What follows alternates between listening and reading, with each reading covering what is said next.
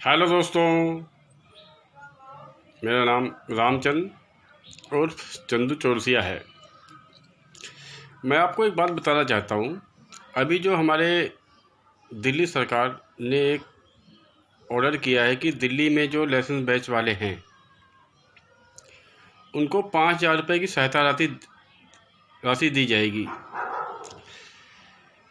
आपको वैसे तो सुनने में ये बात जो है ना बहुत अच्छी लगती है कि 5,000 रुपये हर गरीब के खाते में आएंगे जिनके पास जो गाड़ी चालक होगा, जिसके लिए दिल्ली परिवहन विभाग ने 2,82,000 लाइसेंस बैच वाले पूरी दिल्ली में हैं। जो परिवहन विभाग ने लिस्ट दिल्ली के सीएम साहब को दी है, उसके लिए 140 करोड़ रुपए प्लस रुपए दिल्ली सरकार ने अलॉट किए हैं, मेरी जानकारी के अनुसार। अब आप ये देखो कि दिल्ली में, आप जानते हो कि दिल्ली में जो लाइसेंस बैच का जो मेरे अपने हिसाब से जो कब्जा है ना, दिल्ली में जो ऑटो डीलर्स हैं उनका है ज़्यादातर।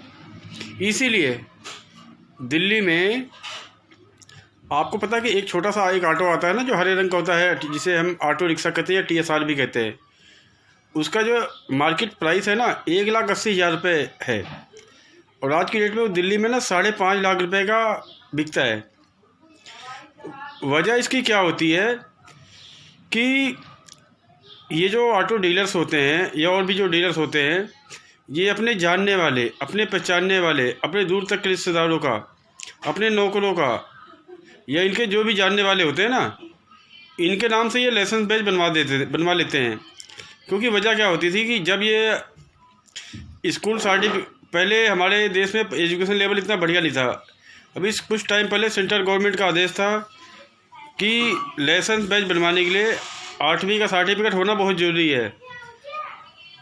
अगर 8वीं का सर्टिफिकेट नहीं होगा ना तो उसका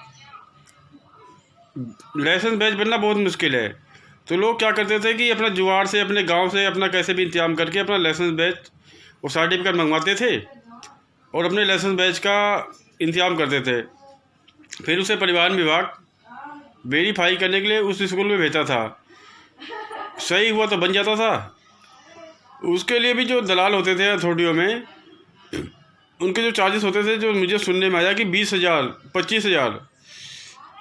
अब एक नॉर्मल गाड़ी चलाने वाला 20-25 हज़ार रुपये का इंतजाम कहाँ से करता।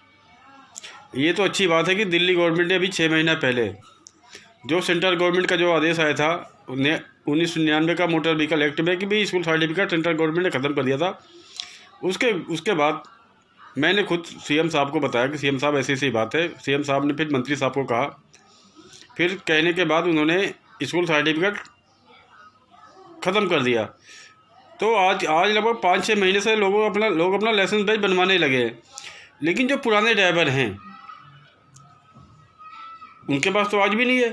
तो वजह आप देखो, तो मैं आपको ये बताना चाहता हूँ, मैं अपनी बात पर, ये जो लाइसेंस बैच का जो मोस्टली जो कब्जा है ना, जो ऑटो डीलर्स हैं उनका है, जिन्होंने 1,80,000 रुपये का ऑटो 5.5 लाख रुपए का बेच चुके हैं। अब ये सहायता राशि, हाँ, बाकी कुछ चालक ऐसे भी हैं जिन्होंने अपना लाइसेंस बनवाया अपने आप, अपना बैच बनवाया अपने आप, इन्होंने गाड़ियाँ भी अपने आप निकलवाई।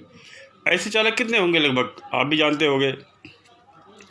ऐसे चालक मेरी अपनी निगाह में दिल्ली में जो 40% होंगे। तो 40% तो फ़ायदा उनको जाएगा जो असली हकदार हैं, जो गरीब हैं, जो दिन रात मेहनत करते हैं। लेकिन मेरे अपने अंदाज से जो 60% का जो फ़ायदा जाएगा ना, वो फ़ायदा जाएगा दिल्ली में जो ऑटो डीलर्स हैं, क्योंकि सारा 60% कब्जा उन्हीं का है। इसीलिए दिल्ली में ऑटो की कीमत आज 5.5 लाख रुपए की है। 5 लाख, 5.5 लाख का मिल जाए, 5 का बिक जाए, मतलब आप किसी से पता कर सकते हो अगर मेरी बात झूठ हो तो। मैं सरकार से सिर्फ इतना ही कहना चाहता हूँ कि आपने कहा हम ई-रिक्शा, ग्रामीण सेवा, RTB, फटफट सेवा, इको फ्रेंडली सेवा, इनको हम पैसे दे रहे। आपने जब लाइसेंस बैच आपने पैसे आपने जारी किए तो इसमें गाड़ी वाले का कोई रोल नहीं है। हो सकता है कि आपको ये लगा हो कि भाई वाहन चालक ही लाइसेंस बैच बनवाता है।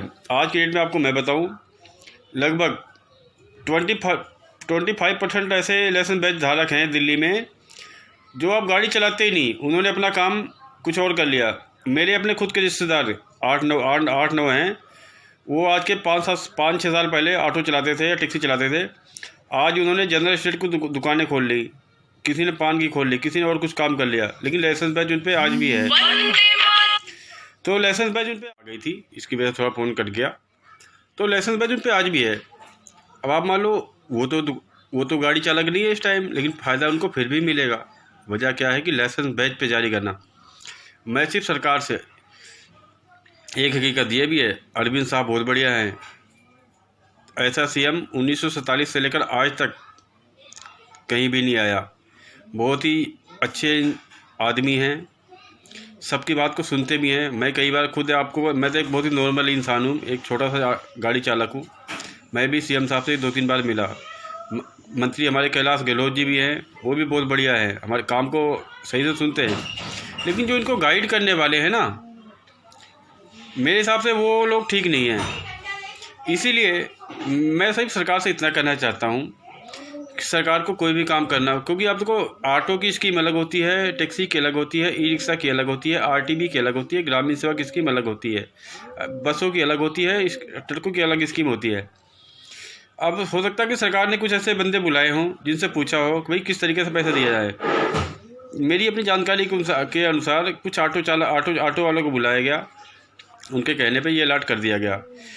सरकार को हमेशा ये ध्यान रखना चाहिए, मेरे अपने हिसाब से दिल्ली में 7 लाख प्लस कमर्शियल वाहन हैं जो लाइट में चलते हैं। तो सरकार को हमेशा कोई भी निर्णय लेने से पहले उनसे जो संबंधित है, जिनको स्कीम के बारे में सही से जानकारी है, उनको बुला के सही से पता करना चाहिए कि कौन सी गाड़ियाँ किस टाइप से निकाली जाती है, कौन सी गाड़ियाँ किस टाइप से निकाली जाती है। अब जैसे आप मान लो अगर मुझे कोई अगर मैंने मैथ की पढ़ाई कर रखी है, अगर कोई मेरे से इंग्लिश पूछे तो उसका जवाब तो मैं नहीं दे पाऊँगा।